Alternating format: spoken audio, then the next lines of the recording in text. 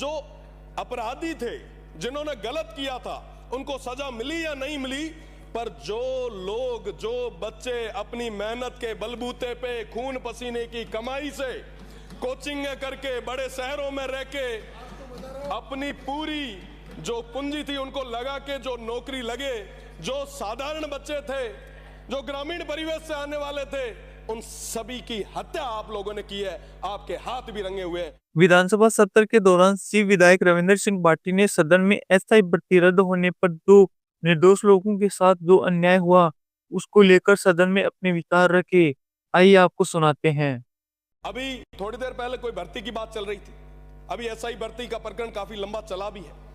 विपक्ष ने भी कहा, पक्ष ने भी कहा, बारी बारी से कहा, साहब हम ये कर रहे हैं, वो कर रहे हैं, ये कर रहे हैं, वो कर रहे हैं। क्या हुआ साहब? जो अपराधी थे, जिन्होंने गलत किया था, उनको सजा मिली या नहीं मिली, पर जो लोग, जो बच्चे अपनी मेहनत के बलबूते पे खून पसीने की कमाई से कोचिंग करके बड़े शहरों में रह के अपनी पूरी जो पूंजी थी उनको लगा के जो नौकरी लगे, जो साधारण बच्चे थे, जो ग्रामीण परिवेश से आने वाले थे, उन सभी की हत्या आप लोगों ने की है। आपके हाथ भी रंगे हुए हैं। मैं तो इस सदन के माध्यम से समाप्त कीजिए। सभापति महोदय, मैं आपके माध्यम से मांग करना चाहूंगा कि जो विद्यार्थी, जो अभ्यर्थी जिनका कोई कसूर नहीं है, तो उन्हें आप उनके साथ न्याय करें, उनको पूरे तरीके से न्याय मिलना चाहिए। और कोचिंग आप बढ़ाएं, पर युवाओं का, आने वाली पीढ़ी के बारे में आप विशेषकर सही ढंग से सोचें और यूनिवर्सिटीज और कॉलेजेस को मजबूत करें। कहना चाहूंगा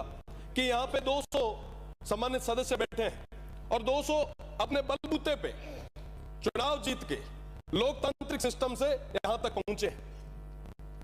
इनके जिले की टीमें बनी है, कमेटियां बनी है। उन जिले की कमेटी में यहां बैठे हुए सम्मानित सदस्य हैं, वो भी मेंबर नहीं है। क्या किया है आपने? ब्लॉक स्तर पे कम से कम अगर आप कमेटी बनाओ, कोई प्रधान या कोई जनप्रतिनिधि को उसके अंदर सदस्य तो बनाए। अभी थोड़ी देर पहले विपक्ष के एक साथी कह रहे थे कि साहब ये सिस्टम तो पूरा 1-2 अधिकारी हैं वही चला रहे थे और आगे भी वही चलाएंगे। साहब, इससे आपकी जो इमेज है वो नेगेटिव हो रही है। इस तरीके से सारा जो सिस्टम है वो अधिकारियों के हाथ में ना दे। जनप्रतिनिधि जो चुन के आते हैं, उनके पास उनकी बात रखने की जगह होनी चाहिए। हर व्यक्ति सदन में छोटी छोटी चीजें लेके नहीं आएगा। कमेटी जो है जिला स्तर पे, आपने क्या किया? हर तीसरे साल साहब वापस इनको कोचिंग इंस्टीट्यूट्स को, जो छोटे कोचिंग इंस्टीट्यूट है उनका रजिस्ट्रेशन होगा। बड़े कोचिंग इंस्टीट्यूट के तो अधिकारी आपके घर जाके पन्ना दे आएंगे और जो कमजोर है वो दर दर मारा फिरेगा, साहब एनओसी दो, साहब एनओसी दो। क्या साहब भ्रष्टाचार के लिए आप 4 दरवाजे नए क्यों खोल रहे हैं? आपने एक चीज और इसमें लिखी, सुझाव पेटी का, शिकायत पेटी का। अरे साहब, आप मुझे बताइए कितने विभागों के लिए सुझाव और शिकायत पेटी का रखी गई है और कितने मंत्री जाके उन शिकायतों को पढ़े? कभी पढ़ा है क्या साहब? एक भी जगह नहीं है। फिर ये क्यों, ये नया नाटक क्यों? कोई बच्चा जाके शिकायत दे आएगा, पीछे से कोई आके निकालेगा, पढ़ेगा, अच्छा शिकायत दी है, रुको इलाज करते हैं। साहब ये क्या है?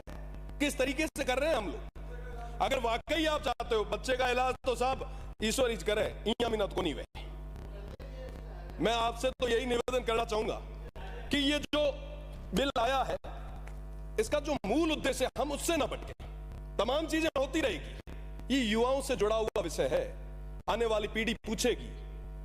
ये युवा जो आज किसी कोचिंग इंस्टीट्यूट में तैयारी कर रहे हैं, जब कहीं विभाग में बैठेंगे, यहां आके बैठेंगे, तो कहेंगे कि साहब हमसे जो पहले यहां पे माननीय सदस्य थे, उन्होंने क्या क्या बिल किस किस तरीके से लाए। आप एक नजीर पेश करो। आप तो खुद मंत्री जी बहुत मजबूत आदमी हो, आपको तो मजबूती से बिल लाना चाहिए। आपको तो एजुकेशन सिस्टम की पूरी बागडोर हाथ में दे रखी है। हायर एजुकेशन जैसा बड़ा डिपार्टमेंट आपके पास में है।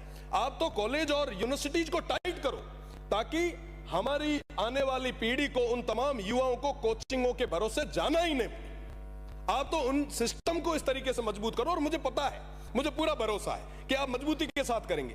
पर कहीं ना कहीं ये जो तमाम चीजें जो फैलाई जा रही है, इससे आपके एक ऑरा को डैमेज करने का प्रयास किया जा रहा है। मेरा तो निवेदन है कि इन छात्रों के हित में आप सोचें।